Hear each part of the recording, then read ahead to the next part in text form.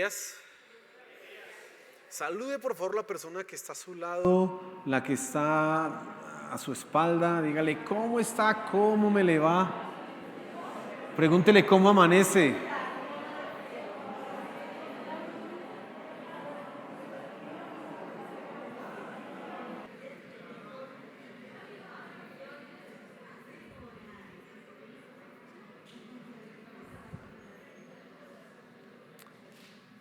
Amén. Qué bendición poder adorar a nuestro Señor, ¿cierto que sí? Yo me gozo los tiempos de alabanza. ¿Usted? Son bonitos, ¿cierto que sí? ¿Sabe? Estos días estuve leyendo algo acerca del arte en general, el arte en general. Y decían que el arte por sí mismo no es que tenga algo valioso para el ser humano, aparte de precisamente permitirle expresar las cosas que hay en el corazón, las cosas que hay en lo profundo. Sí, usted puede vivir sin música, usted no puede vivir sin comida, pero cómo la música nos alegra la vida, ¿cierto? Es más, hay gente que se la pasa todo el santo día escuchando música ahí o en su celular o con los audífonos o en el equipo de sonido, bueno, lo que tenga. Y la música es muy importante, el arte. Bueno, Dios nos ha dado un privilegio y es la música para poder adorarle a Él, pero también gozarnos y disfrutarle. Amén. Bueno, yo quiero que ahora busque su Biblia, por favor, en Génesis capítulo 1. Y he titulado esta mañana la enseñanza Ecología Cristiana. ¿Y por qué hablo de ecología cristiana? ¿Se ha dado cuenta en las noticias de lo que está pasando por allá en los cerros orientales? ¿Sí ha prestado atención? Eso está tenaz. Y no solamente es Bogotá, sino que a nivel de Colombia, en diferentes lugares hay incendios que se están dando. Hay una problemática ambiental complicada. En vista de eso, creo que es un buen tema tener claro nosotros qué dice la Biblia frente a la ecología. ¿Cuál es la perspectiva bíblica de la ecología? Así que hoy vamos a hablar de ecología, pero ecología cristiana. Porque hay una ecología que no es cristiana y es la que le están enseñando y es la que estamos escuchando en todos los contextos, pero necesitamos ver qué dice la palabra de Dios frente a lo que es la ecología. Lo que a mí más me llamó la atención y que me motivó a hablar esta mañana de ecología era que en las noticias salía la sospecha, y es muy probable que sea así, que había manos criminales en esos incendios. O sea, no solamente es que la temperatura está tenaz. Yo estos días iba con mi esposa ahí en el carro y decía 28 grados. Yo decía 28 grados en Bogotá, eso es tremendo. Eso no es normal. Tanto calor está haciendo en Bogotá que uno ya le dan ganas de salir en bermudas y en chanclas y todo, porque está haciendo un calor tremendo. Salga usted al mediodía y verá que, hermano, se rostiza. Eso está tremendo. Pero no solamente es ese calor el que puede generar una conflagración, el que puede generar un incendio, sino que han habido manos criminales y además irresponsables. Dicen los bomberos que probablemente era gente que se fue a un paseo, prendió una fogata, una hoguera y no la apagó bien. Y pues mire el problemón que estamos. Y por otro lado están aquellos que quieren ver el mundo arder. Como decía en la película de Batman, hay gente que quiere ver el mundo arder. Y hay gente que está dispuesta a prenderle candela y a ver qué pasa, qué sucede, qué hay en su interior, qué hay en su mente, qué pasa en sus corazones. No sabemos, pero es gente mala. Y eso está de alguna manera afectando nuestro entorno. Ya las mismas noticias dicen que probablemente sea necesario volver otra vez a las clases virtuales. Y no dice que otra vez a la virtualidad. Yo no quiero volver otra vez a eso, la virtualidad. Pero están diciendo que sí por un asunto. La calidad del aire está afectando a los colegios. Y entonces donde hay tantos niños con toda esa calidad del aire, pues ayer hubo pico y placa, ¿recuerda? Un sábado no hay pico y placa, ayer hubo pico y placa. Hay problemas ambientales. Hay problemas ecológicos. Y entonces creo que nosotros debemos de alguna manera revisar la palabra de Dios frente a qué dice ella con respecto a la ecología. ¿Qué debemos hacer? ¿Qué podemos hacer en la naturaleza? ¿Cuál es nuestro deber con ella? ¿Cuál es nuestro rol en ella? Y quiero que en eso nos enfoquemos esta mañana. Así que preste usted mucha atención porque sé que esto le va a traer instrucción y además vamos a aprender a cosas importantes y Dios va a hablar a nuestros corazones también. Pero antes oremos para que Dios sea dirigiendo este tiempo. Señor, aquí estamos, Padre Celestial. Venimos a adorarte, venimos a exaltar tu nombre, a glorificarte, pero ahora queremos que tu palabra sea proclamada en medio de nosotros. Señor, no permitas que las distracciones, que las cosas mundanas, que las cosas de nuestro trabajo vengan a interrumpir este momento especial, que podamos escuchar tu palabra y aprender, te lo pedimos, Señor. Gracias, amén y amén. Bueno, abra su Biblia entonces en Génesis capítulo 1. ¿Y por qué empezamos con Génesis? Porque en Génesis nosotros encontramos los principios, el plan de Dios. Y quiero que te fijes en primer lugar en cuál era el plan de Dios con respecto a la creación y el hombre con respecto a esa naturaleza. Quiero que te fijes en eso. Vamos a leer el versículo 26, luego vamos a leer el 28, luego el 29 hasta el 30. Entonces dice el versículo 26. Dice así: entonces dijo Dios: hagamos al hombre a nuestra imagen, conforme a nuestra semejanza. Esa parte la conocemos y aunque quizás no hemos hablado de eso en los últimos tiempos, tú y yo sabemos que fuimos hechos ¿por quién? Por Dios. Dice ahí la escritura: nuestra imagen y semejanza. Pero esto es lo que me interesa: y señoree en los peces del mar, en las aves de los cielos, en las bestias, en toda la tierra y en todo animal que se arrastra sobre la tierra. Ahora mira el versículo 28. Y los bendijo Dios y les dijo: fructificad y multiplicaos, llenad la tierra, y esta es la parte que me interesa, y sojuzgadla y señoread. Y otra vez repite lo mismo el versículo 26: en los peces del mar, en las aves de los cielos y en todas las bestias que se mueven sobre la tierra. Versículo 29. Y dijo Dios: he aquí que os he dado toda planta que da semilla que está sobre toda la tierra, y todo árbol en que hay fruto y que da semilla os serán para comer. Y a toda bestia de la tierra y a todas las aves de los cielos y a todo lo que se arrastra sobre la tierra en que hay vida, toda planta verde les será para comer. Y fue así. Ese es el relato de la creación en el capítulo 1 y encontramos ahí, ya le acabo de decir, no nos vamos a fijar en la creación del hombre, eso estará para otro momento, sino quiero que nos fijemos en la relación que el hombre tiene con la naturaleza. Y hay unas palabras que son aquí importantes y que son claves para entender esto. Cada pasaje entonces que acabamos de leer nos deja ver en claro cuál es el plan de Dios con respecto a la creación. Y si lo miramos en detalle, tú vas a poder comprobar qué es lo que Dios quería que el hombre hiciera con la creación. Ahora, en primer lugar, fíjese que en el plan de Dios el hombre es el regente de la naturaleza, como representante de Dios. Él es el Señor de la naturaleza. Y mire lo que dice ahí, por ejemplo, el versículo 26, en la segunda parte dice: y señoree en los peces del mar, señoree. Y el versículo 28 dice: sojuzgadla y señoread. Entonces, el plan de Dios contemplaba en primer lugar que el hombre era el Señor de la naturaleza. Eso implica dos cosas principalmente: que el hombre, tú, eres la corona de la creación.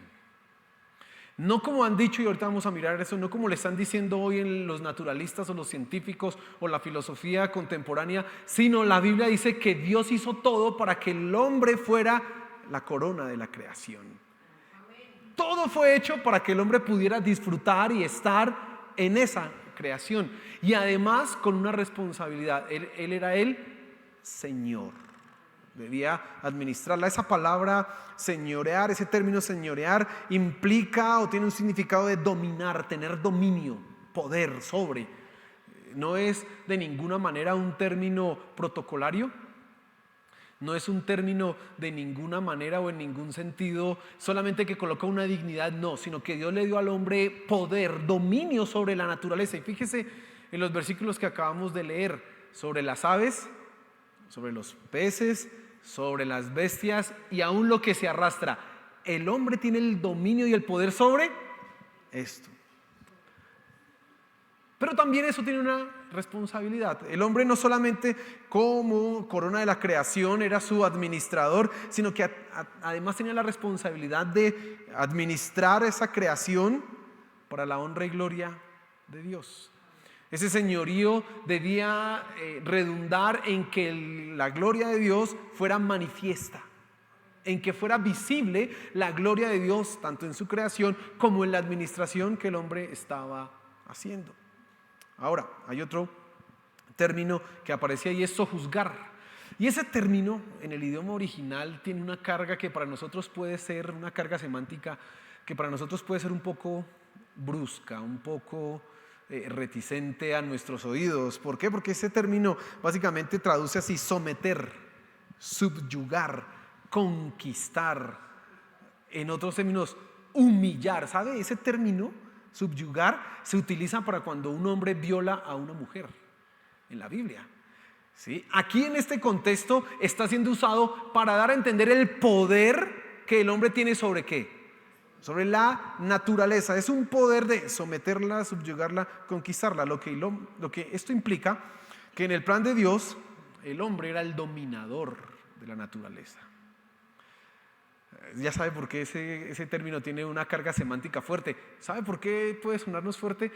Por todo lo que hemos escuchado hoy de la ecología contemporánea. Ahora vamos a profundizar un poco más adelante en esto. ¿Y entonces qué significa que el hombre es el Señor y que el hombre es el dominador de la naturaleza? Bueno, que el hombre tiene que mejorar la naturaleza. Y también le puede sonar a usted extraño porque nosotros en la Biblia encontramos, y aquí lo hemos dicho, que las obras de Dios son perfectas, que no necesitan adición de ninguna manera. Pero el hombre, escuche esto, debía mejorar la naturaleza. ¿En qué sentido? ¿En qué sentido el hombre debía, al ejercer su poder, su señorío y su dominio sobre la naturaleza, la podía mejorar? Bueno, piense un momento, en el plan de Dios, sin el pecado, estaba contemplado la civilización, la sociedad, el desarrollo de la ciencia, el desarrollo de las artes. Todo esto que Dios no creó inmediatamente era producto de lo que el hombre iba a hacer. ¿En dónde? En la tierra. Por lo tanto, ese mejorar la naturaleza implicaba el desarrollo de una cultura avanzada, el desarrollo de una cultura científica, el desarrollo de todo lo que nosotros hoy vemos mal usado, pero implicaba ese trabajo del hombre en la naturaleza. No solamente era una labor de supervisar y mirar y como que todo se iba dando, sino que el hombre con su poder y con su dominio sobre la tierra, sobre la naturaleza, tendría que llevarla a una mejor expresión bajo la guianza y la dirección ¿de quién? De Dios. Fíjese el plan. Hasta ahí el plan está interesante. Pero además hay dos cosas que quiero mencionar frente a ese plan que quiero que usted entienda. Y es que además la naturaleza y la relación que el hombre tiene con la naturaleza es de que ella le sirve de sustento, y lo leíamos ahí en el versículo 30. Dice, y a 29 dice: y dijo Dios: he aquí que os he dado toda planta que da semilla que está sobre la tierra, y todo árbol en que hay fruto y que da semilla os serán para comer. Antes de la caída los seres humanos comían matas. ¿A cuántos les gustan las ensaladas? Bueno, ¿y a cuántos no les gustan las ensaladas? Yo he escuchado gente que dice: eso es para los conejos, a mí no me dé eso es para no sé qué, y no comen ensalada. Oiga, terrible, ¿cierto? Pero en el plan de Dios estaba contemplado que inicialmente comiéramos ¿qué? Pasto.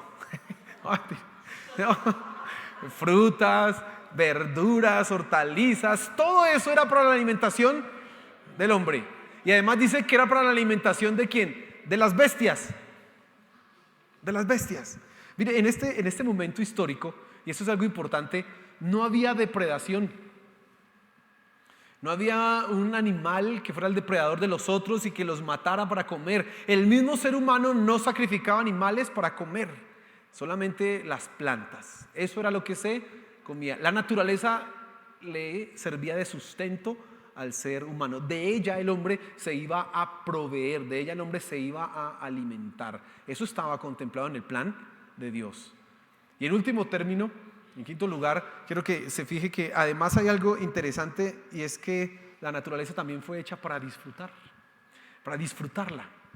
Dios también contemplaba esto, de ninguna manera estaba Dios pensando que la naturaleza o el mundo era la habitación del hombre en donde él trabajaba y que se quitaba toda la parte del deleite y del disfrute. No, de ninguna manera. Dios pensaba así, aún así, que el hombre disfrutara. A veces hablando con mi esposa de la comida, ¿no? de los alimentos, ella decía, uy, las frutas, esta sabe de una manera, esta sabe de otra manera, esta de otra manera. Hay tanta variedad en los sabores. Y no, ¿por qué Dios hizo eso? Para que tú lo disfrutes. Ahora, para alimentarse, usted solamente necesita las vitaminas y esas se las puede meter aquí intravenosa y ya. Pero es que hay un deleite en, uy, imagínese una pera. Lo que siente usted, las papilas gustativas. O un banano, una uva, una piña. Uy. Todo eso fue hecho ¿para qué? Para que lo disfrutáramos, hermano. Para que en medio de eso encontráramos también un deleite. Así que la naturaleza también implicaba un disfrute, un gusto, un placer. Así que nosotros no solamente estamos acá para señorearnos, dominar, alimentarnos, sino también ¿para qué? Disfrutarla. Pero el pecado dañó todo eso. Ese era el plan original de Dios. En el plan original de Dios, el hombre estaba como regente, como señor, como soberano de la creación. Él dirigía todas las cosas, iba a llevar esa creación a su máxima expresión. La civilización, la cultura, la sociedad, el arte, toda la ciencia se iba a desarrollar. Íbamos a disfrutar las cosas. No había depredación, no había nada de eso, pero el pecado destruyó estas cosas. Mire lo que dice Génesis capítulo 9, versículo 1 al 3. Presten atención a eso. Aquí ya estamos unos años después de la creación, ya ha venido la caída, ¿sí? Y estamos en la época en donde está Noé. Dios ha tenido que destruir con el diluvio a la raza humana y a una cantidad de animales, porque eso se ha convertido en un desorden, en un caos total. Y mire lo que dice el capítulo 9, versículo 1, dice: bendijo Dios a Noé y a sus hijos y les dijo: fructificad y multiplicaos y llenad la tierra. Eso le recuerda a usted Génesis capítulo 1. Son las palabras idénticas, pero sigue diciendo el versículo 2: el temor y el miedo de vosotros estarán sobre todo animal de la tierra y sobre toda ave de los cielos y en todo lo que se mueva sobre la tierra y en todos los peces del mar en vuestra mano son entregados. Y fíjese, en Génesis capítulo 1 el hombre tenía el señorío sobre lo que estaba en el cielo, lo que estaba en la tierra, lo que estaba en los mares, pero no había temor. Ahora aquí hay temor. ¿Por qué los animales huyen del ser humano? Por causa del pecado. Eso vino a destruir y a dañar toda la relación que nosotros teníamos con los animales. Antes ellos no nos hacían daño, antes no había ningún problema con eso. Ahora ellos nos lastiman. Ahora usted esté por ahí descuidado y se lo come el tigre. Antes no. Pero todo eso ¿por causa de qué?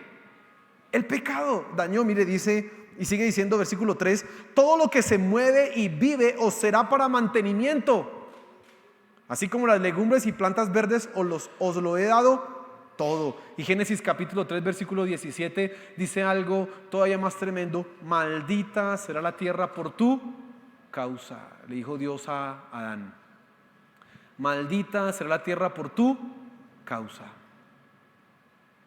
Qué terrible.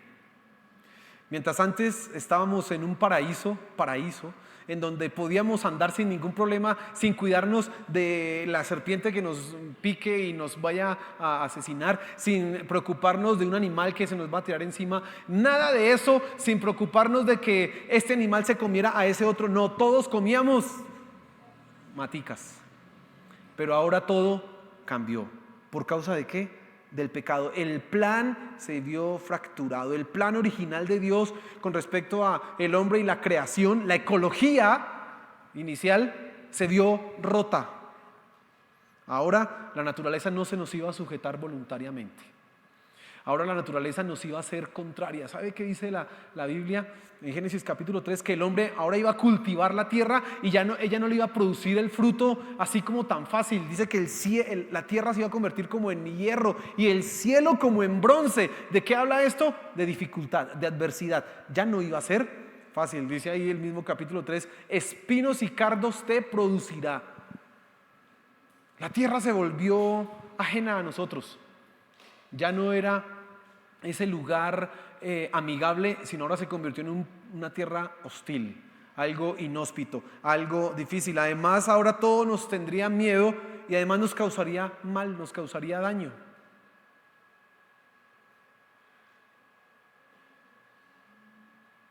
Yo no sé, esa es una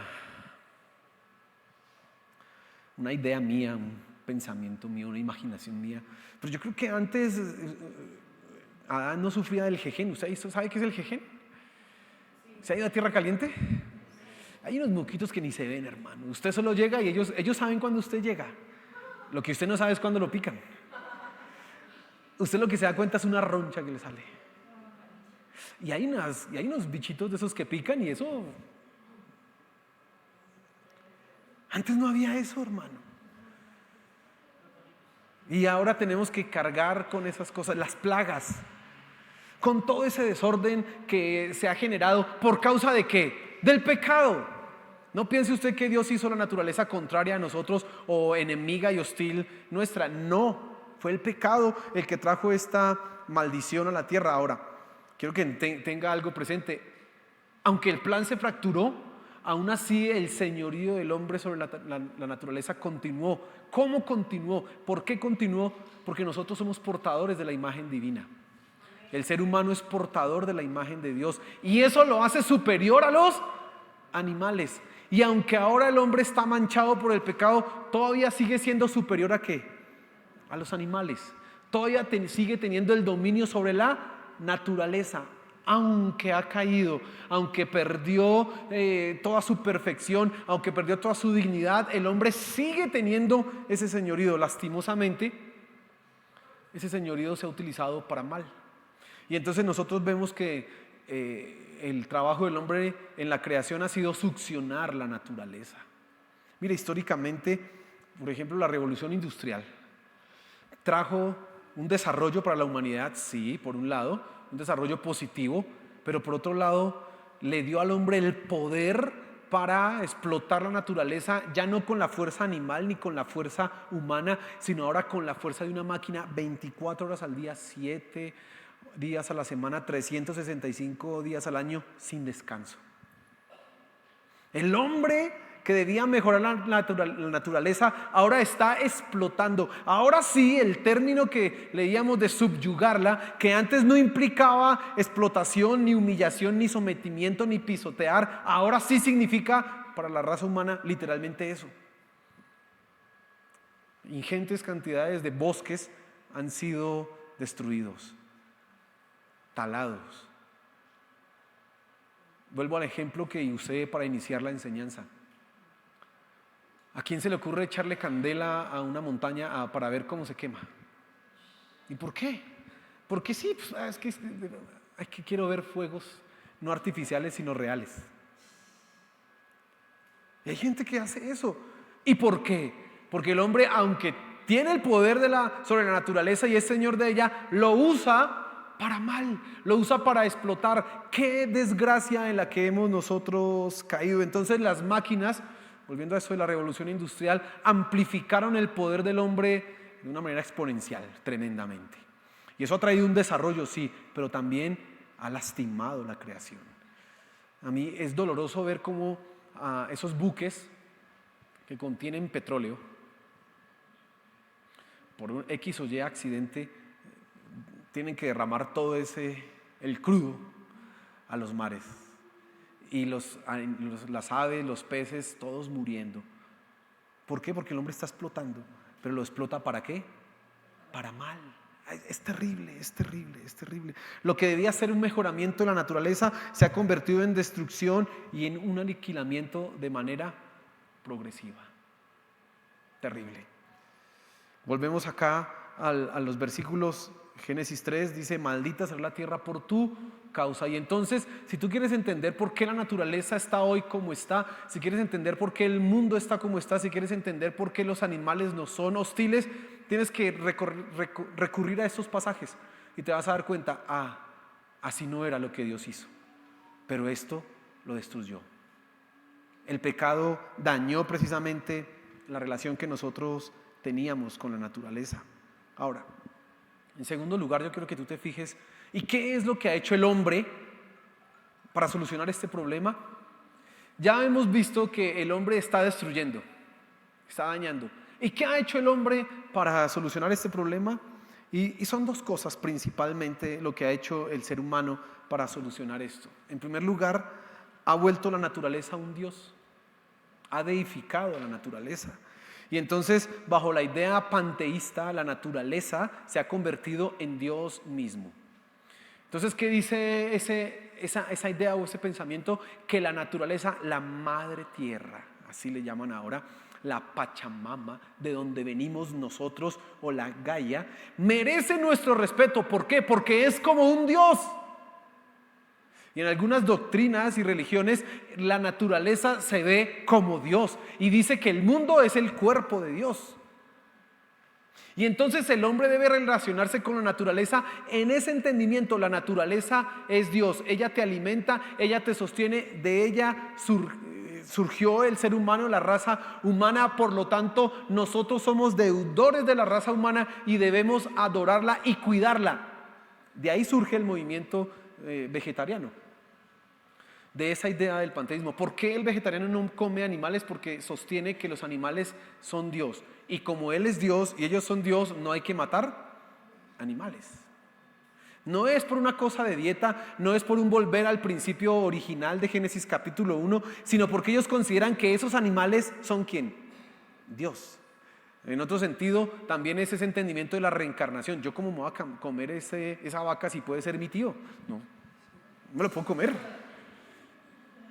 Y entonces por eso ha surgido ese movimiento vegetariano. ¿Por qué? Porque hay una idea y un entendimiento de que la naturaleza es Dios. Yo sé que usted lo ha escuchado, porque eso es muy popular hoy día. Hoy es muy popular que no abrace los árboles. Yo recuerdo hace unos años fuimos a una salida de jóvenes muy chévere por allá. Estuvimos en, eso se llama el Cerro del Quinini, vía Fusa, vía, bueno, Tibacuy, por esos lados. Usted conoce esos lados.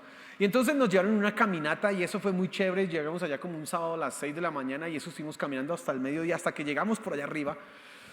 Y bueno, eso es uno de los errores que uno no puede volver a cometer en la vida. Se lo voy a contar para que esto no le pase. Estábamos ahí y de repente la persona, el guía que nos hizo la caminata, llegó y dijo: bueno, llegamos a la naturaleza, llegamos y miramos y todos, ay, qué bonitos los árboles, ahora abracen los árboles. Y nosotros todos como bobos, dizque abrazando árboles. Sí, tengo que decirle la verdad, todos ahí dizque abrazando árboles. Y yo me acuerdo que yo abracé el árbol y dije: pero ¿qué hace uno aquí abrazando un árbol? Me solté. Igual lo abracé, ¿no?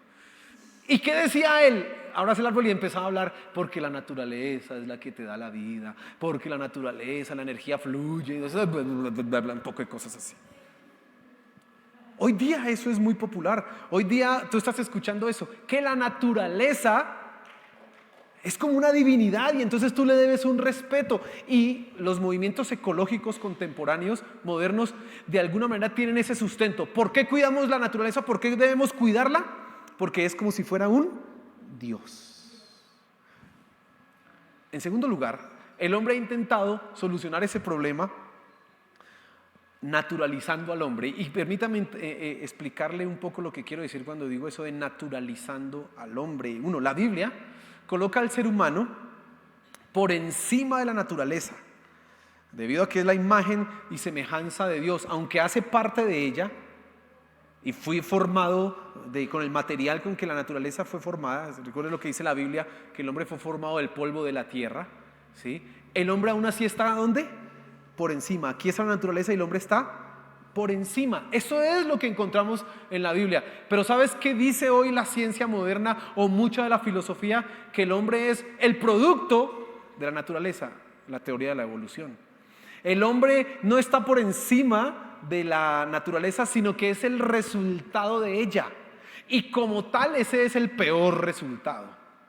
¿Por qué? Porque el hombre es un depredador, es el depredador supremo. Y entonces usted escucha conceptos o ideas como que el hombre es una plaga.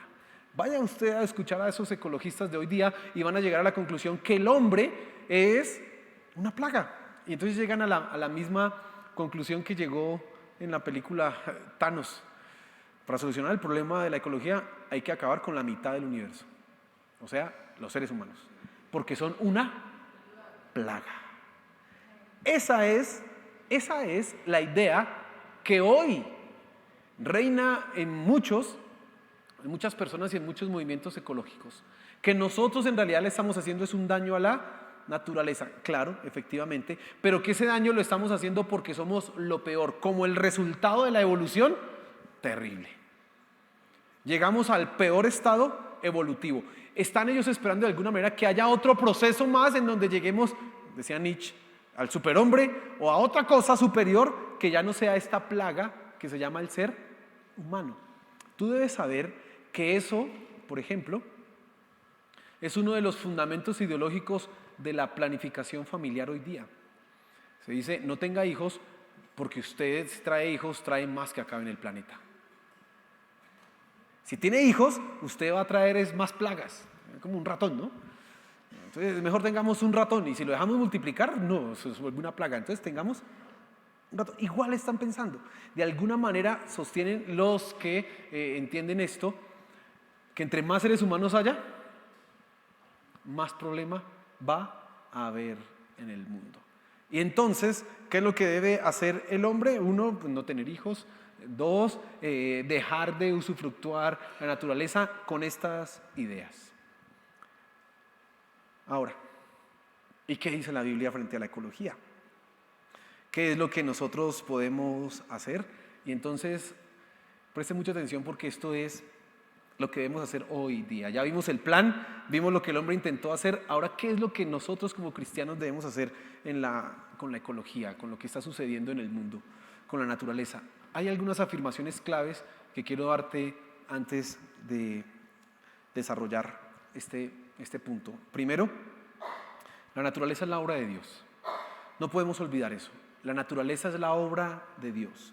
Esto no es producto de una casualidad, esto no es producto de la evolución, no fue una sopa primigenia en donde en algún momento por una chispita rara entonces empezó a darse todo el proceso evolutivo y llegamos aquí nosotros. No, esto es la creación ¿de quién? De Dios.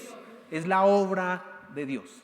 Eso tenemos que afirmarlo y sostenerlo. En medio de un mundo que cree en teorías no comprobadas, nosotros tenemos que sostener esto es creación de Dios. Punto. En segundo lugar, la naturaleza es el escenario de la obra de Dios. Él la sostiene, la mantiene y hace que siga funcionando. No solamente Dios creó la naturaleza, sino que Él hoy día sigue trabajando en ella. Él sigue haciendo que esto funcione. Nosotros, y ya lo he dicho muchas veces acá en este púlpito, estamos acostumbrados a pensar en las leyes de la naturaleza como cosas que funcionan por sí mismas. Así no es. Dios es el que hace que salga el sol todos los días.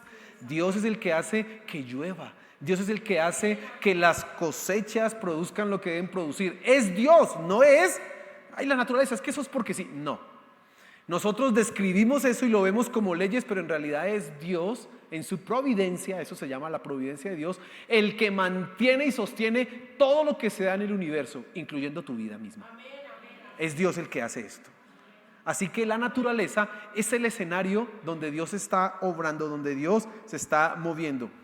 Otra afirmación clave en esto es que Dios va a restaurar la naturaleza. Esto no se va a quedar así como está. Dios va a restaurar la naturaleza. Llegará un momento en que la naturaleza misma será redimida. Ahora, la redención no solamente se aplica al ser humano.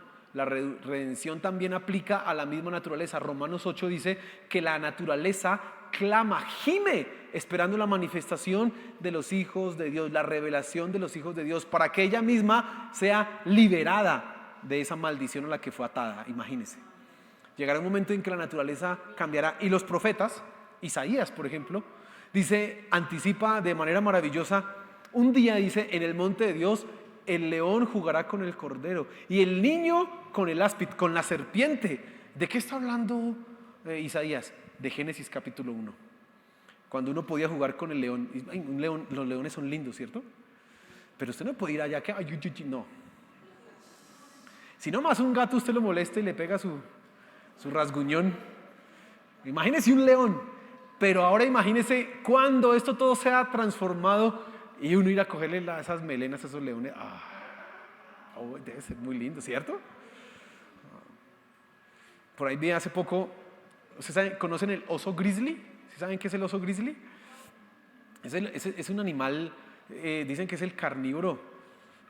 No, ese no es el carnívoro terrestre más grande. Uy, no sé, pero es más grande que un león.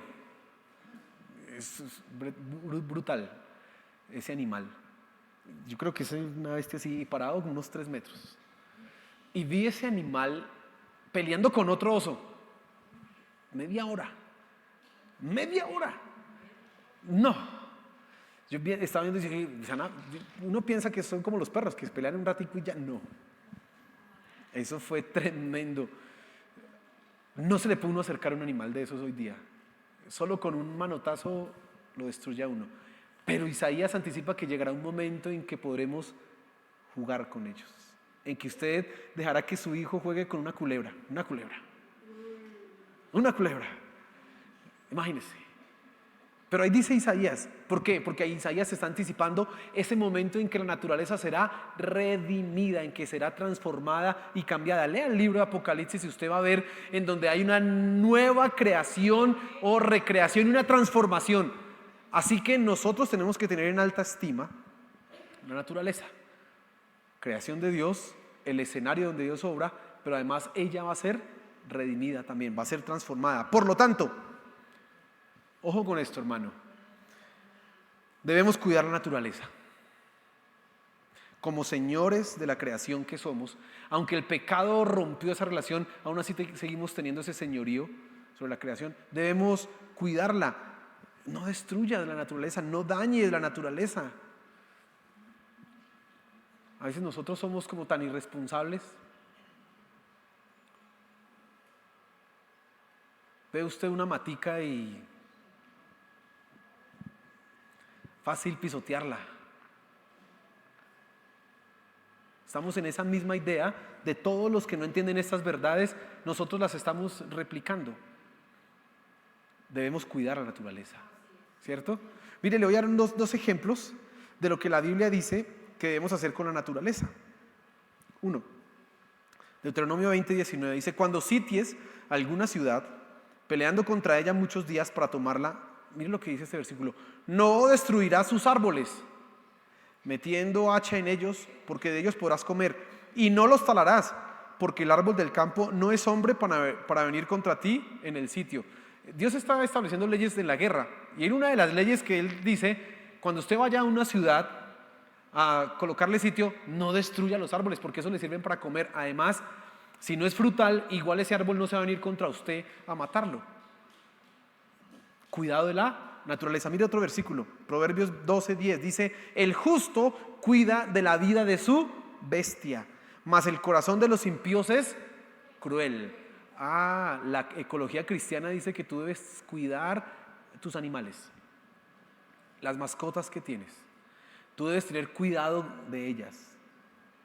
Debes ser responsable con ellas. Ahorita hay gente que tiene mascotas, es increíble, hay gente que tiene mascotas, pero no las tiene en su casa, las tiene en la calle. Y muerden a alguien y ese perro no le pertenece a nadie. Estaba ahí. Llega la perrera y ahora sí es que es mi perro y por qué me la va a quitar y no sé qué. ¿Sí? O yo no sé si todavía existe la perrera, porque yo creo que eso, con todos los escándalos de hoy día, eso ya la cerraron. Eso ya no, ¿sí? Pero fíjese la responsabilidad. Dejan un animal en la calle en que se reproduzca y no hay ningún cuidado, y muchos de esos animales están a la intemperie buscando qué alimentarse, comiendo basura. Eso no habla de sabiduría. Dice: el justo cuida la vida de su bestia, de su animal. Ecología cristiana. Tenemos que aprender entonces a cuidar la naturaleza. ¿Y qué implica eso? Promover la responsabilidad con ella. Mira, hay una ley en la Biblia que creo que es importante, y es la ley del año sabático. 6 años trabajarás la tierra, 1 año no. ¿Por qué no? Porque la tierra debe descansar. Mire, esto es contrario a todo el movimiento agrícola de hoy día. ¿Sabe qué dice el movimiento agrícola? Es, ponga la tierra a producir todos los años, 50 años, y cuando esté cansada, no, métale abono, queme no sé qué, métale más abono, eso hágale que eso tiene que producir, y no una cosecha al año, sino ojalá fueran 2 o 3. La idea ¿cuál es? Explotar la tierra. Pero la Biblia dice, dele un año de descanso al terreno, déjela descansar. Y ni siquiera decía, deje que la tierra produzca el fruto de sí mismo. Que produzca, déjela descansar. Si usted tiene esa oportunidad de tener una finca, déjela descansar, divídala por la mitad o en 4 partes y diga, este año un cuarto va a descansar, el otro año este otro cuarto va a descansar, el otro año este otro cuarto, y así. Y usted está cumpliendo lo que dice que la palabra de Dios. Si tiene árboles, si tiene bosque en su finca, o bueno, no lo tumbe. Es que necesito más para más vacas. No, tranquilo, cuide la naturaleza. Eso es ecología cristiana. Ahora, nosotros, en segundo lugar, debemos procurar mejorar la creación. Y quiero ser muy claro con esto, mire, para aquellos que se pueden dedicar a la ciencia, para los jóvenes, para las personas que se pueden dedicar a la ciencia, háganlo, pero háganlo con ese entendimiento cristiano en que hay una responsabilidad con la naturaleza. Como señores que somos de la naturaleza, debemos ser responsables con ella. Debemos promover que algunos de nuestros jóvenes estudien, se vuelvan científicos, se vuelvan agrónomos, se vuelvan químicos, todas estas carreras, que hagan eso, pero que lo hagan bajo una perspectiva cristiana, no bajo una perspectiva comercial. ¿Sabes tú que hay empresas que hoy día contratan estudios científicos para validar sus malas prácticas? Hoy hay empresas de eso. Busque en los canales que usted vea, bueno, Netflix, inclusive YouTube, y usted se va a dar cuenta que, por ejemplo, no se puede comer teflón. Hay una película que ahí salió muy buena de eso, que el teflón es malo, pero esa empresa sacó una cantidad de estudios donde decía que el teflón no hacía nada malo, y científicos firmando eso. ¿Sabes por qué? Porque ellos dan dinero. Entonces, si tú no puedes ser científico, de alguna manera debes apoyar, por lo menos moralmente, a que la gente estudie ciencia, pero lo haga bajo un modelo diferente, bajo un modelo cristiano. Estudia ciencia, pero no para destruir. Estudia ciencia, pero no para dañar. Mira, hoy día te pueden vender a ti un alimento que la gente sabe que es malo, pero el objetivo de ellos es hacerse ricos. Entonces no importa si a ti te cae mal, no interesa. Y hay estudios que dicen que no le hacen mal, que es lo más interesante, ¿no? Dice, ¿estudios de qué? Entonces nosotros debemos procurar mejorar la naturaleza, y si eres científico, hazlo, pero para bien. Y si no, si a usted le sale un hijo que es muy inteligente, pues estudia, vuélvete un científico. No lo mire como un bicho raro, dígale, vamos adelante. Y qué bueno. Necesitamos gente de ciencia en nuestras sociedades con principios cristianos. Amén. Además, tenemos que aprender a sustentarnos de la naturaleza de manera responsable. Escuche esto. Sustentarnos de la naturaleza de manera responsable. ¿Qué implica eso? Aprender a comer de todo lo que la naturaleza nos provee. Bueno, yo no voy a hablar aquí de los alimentos procesados o los ultraprocesados. Si usted quiere averiguar de eso, ponga ahí nomás en Google alimentos procesados, alimentos ultraprocesados, y usted ya va a estar un poquito instruido frente al daño que le hace a su cuerpo alimentarse con eso. ¿Sí? No voy a hablar de eso, pero voy a hablar en un sentido positivo. Todos nosotros debemos aprender a comer todo lo que Dios nos ha dado para comer. Amén. Así que los que ahorita hablaban de las ensaladas que no les gustan, tienen que aprender a comer las ensaladas, porque eso es responsable con la naturaleza. Mire, si Dios desde Génesis 1 dice que debemos comer verduras, ¿por qué toca insistirle a usted que coma verduras? Y lo repite otra vez en Génesis 9. A ver, levanten la mano los que les gustan los brócolis. Son ricos, ¿cierto? Hay uno que es, lo bueno es que Dios da árboles verdes y blancos. ¿A cuántos les gusta el coliflor? Ese huele un poquito maluco cuando se cocina, pero rico. Bueno, esos están bien, ¿cierto? ¿Y a cuántos les gusta la alcachofa? Y unos ni saben, ¿y eso qué es? ¿Eso se come? Pues sí. La guatila, eso le llaman la papa de pobre, ¿no? El pepino no de combro, sino el pepino de guiso. Mira, hermano, escuchen, ustedes y todos nosotros tenemos que aprender a comer de todas esas cosas por múltiples razones. Uno, es más barato comer eso que solo carne. Solo piensen en eso. Si el asunto es de economía, es mucho más económico comer esas cosas que carne. Una libra de carne está carísima. En cambio, lo del guiso y todas esas cosas, pues también subió, pero se puede todavía. Dos, también es salud. También es saludable. ¿Ah? Tres, usted genera menos impacto cuando come menos carne. Para su organismo, y ya se sabe que también para la naturaleza. ¿Sí estoy siendo claro? Entonces, hermano, deje de hacerle ascos o cosas así a las ensaladitas. ¿Amén? Tiene que aprender a comer balúes. Tiene que aprender a comer habas, cubios. Hermano, mire, usted no sabe la bendición que es comer todo eso. Yo le doy gracias a Dios porque mi mamá me enseñó a comer de todo. Y yo prácticamente a todo lo que, bueno, menos mal no vivo en China porque si no, a todo, como, gracias a Dios. Pero tienes que aprender a comer. Ahora, ¿está prohibido comer carne? No. La Biblia nos permite comer carne. Génesis 9. ¿Sí? Pero de manera responsable. Es más, usted sabe que comer mucha carne le va a traer un problema, ¿no? Algunas enfermedades. Entonces también cuídese, pero no está prohibido comer carne, aparte que es una delicia. ¿Sí les he hablado yo de la carne? Es muy rica. Bueno, amén, sigamos adelante. Algo que tiene que hacer, además, cuando estamos hablando de sustentarnos de manera responsable en la naturaleza, es no desperdicie comida, hermano. Mire, si hay algo que estamos haciendo mal nosotros hoy día es desperdiciar comida. Se sirve un plato y hay gente que deja media de arroz o la ensalada que no me gusta, o empieza, yo conocí a alguien muy cercano a mí que no le gustaban las alberjas y empezaba a sacarlas. Hermano, esto es cosas que después toca ¿qué? Botar, desperdiciar. Mire, eso es lamentable. Es lamentable, pero nosotros debemos aprender desde el comienzo y enséñele usted a sus hijos, todo lo que te sirven, todo te lo comes, todo. Es que es mucho, pues te sirve más poquito, ya, pero todo lo que nos sirve en el plato, debemos comerlo. Eso no debe ser una discusión en nuestros hogares, en nuestras casas, pero a veces, eso es un complique, ¿no? Parece que estuviéramos en un restaurante y usted sabe los desperdicios de comida que hay en los restaurantes. Un amigo me contó que hace poco estuve en Estados Unidos, en Tampa, trabajando en un estadio, en el estadio de los Bucaneros de Tampa, un equipo de la NFL.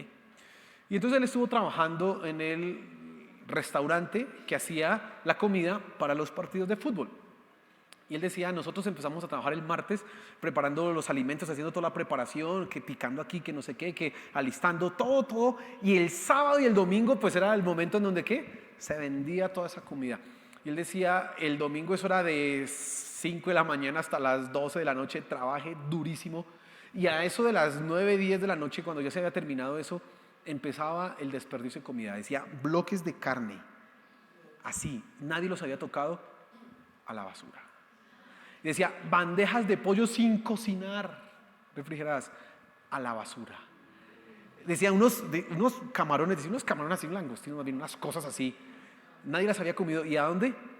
A la basura. Ahora, yo le contaba eso a mi esposa y me decía, ay, qué desperdicio. Le decía, pero entiende, imagínate que cocinan eso hoy, al otro día nosotros vamos, a mí no me sirva nada trasnochado, respete, mi plata vale.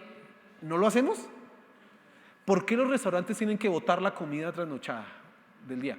Porque yo mismo cuando voy al restaurante voy a decir, a mí no me sirva nada trasnochado, yo lo quiero fresquito, ¿o no? Entonces también de alguna manera somos culpables de ese mismo desperdicio. Terrible. Ahora no piense en ese restaurante, piense en su casa. ¿Cuánta comida ha tenido usted que botar a la basura? Porque no se la comen o porque uno salió de paladar fino y a mí no me ha calentado. ¿Qué le pasa? No sé. Debemos aprendernos a comer todo lo que nos sirven. Amén. Eso es ser responsables. Y en último lugar, Enseña a tus hijos disfruta la naturaleza. Debemos aprender a disfrutar la naturaleza, y aquí hago una salvedad, pero tenemos que mantenerla en el lugar que le corresponde. ¿Por qué digo eso? Es bonito que tengas mascotas, pero las mascotas no se deben volver algo más importante de lo que es. Eso es un animal, punto. Pero ahorita usted se ve ese movimiento, ¿no? Ahorita la mascota ya no es el perro, sino el perrijo, le llaman. Y es más, ahorita la familia se incluye ¿con qué? Con la mascota, porque es que la mascota hace parte de la familia. Y yo no discuto eso si lo mantenemos en el lugar que corresponde. Finalmente sigue siendo un animal, es un animal, punto. Claro, si se muere, pues nos va a doler. Que lo cuidemos, claro, tenemos que cuidarlo. Que consentirlo, sí, pero finalmente es un animal, no es un ser humano. ¿Sí? En cambio, hoy día hay que ir a hacerle manicure al perro, pedicure al perro, hay que... No, hermano. Por ahí hay unas cosas que usted puede mandar a los perros a un spa. Y en ese spa le hacen un spa también de diversión, y entonces los llevan a que nade, a que comparta con otros perros. Hermano, mire, todo esto ya se ha convertido en algo que ya es exagerado, ¿sí? Que ya se sale de proporción. Que tengas un animal está bien, pero que se salga de proporción, no, ya no. Si tienes una mascota, debes ser responsable con tu mascota. Lo que hace tu mascota, tú lo recoges y lo botas a donde debes botarlo, porque eso es cuidar la naturaleza. En ese disfrutar está que tú puedas ir a un parque y el pasto, mire que es interesante, colocan los letreros, no pise el prado, ¿no? Pero el prado fue hecho para que nosotros lo pisáramos. ¿Sí sabía usted eso? El prado fue hecho para que nosotros lo pudiéramos disfrutar, y es tan bonito. Pero ahorita usted va y disfruta de eso y sale con una mancha aquí café que huele horrible. Nah. Entonces toca ser responsable con la mascota. Amén, hermano. A los que tienen perro acá, yo no quiero saber que los miembros de Bendición Abundante y Edad Central tienen perros y salen a la calle y se hacen los que no son dueños del perro con las gracias que hace.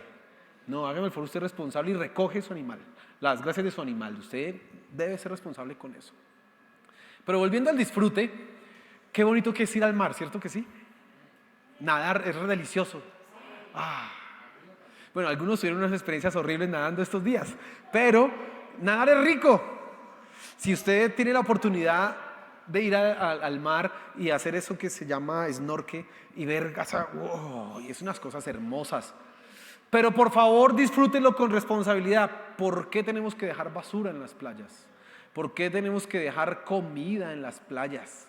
¿Por qué tenemos que dejar nuestros desperdicios en las playas como si eso fuera, ay, que lo recoja otro? No, seamos responsables. Seamos responsables. Mire, yo sé que el río Bogotá, el río que pasa aquí nomás, ya está vuelto nada.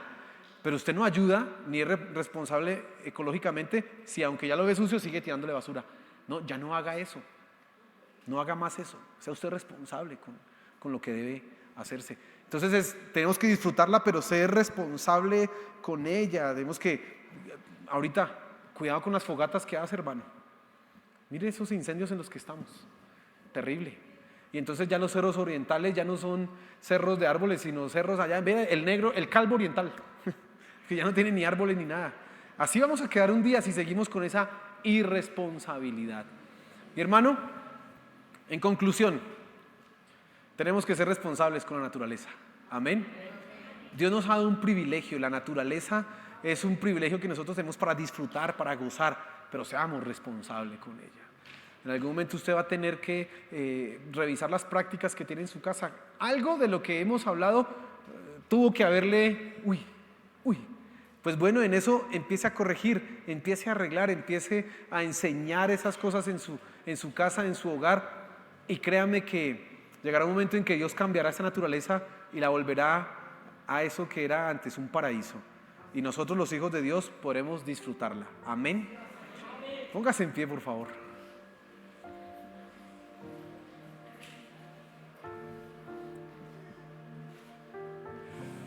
Bueno, hoy ya usted va a salir con una enseñanza de ecólogo cristiano.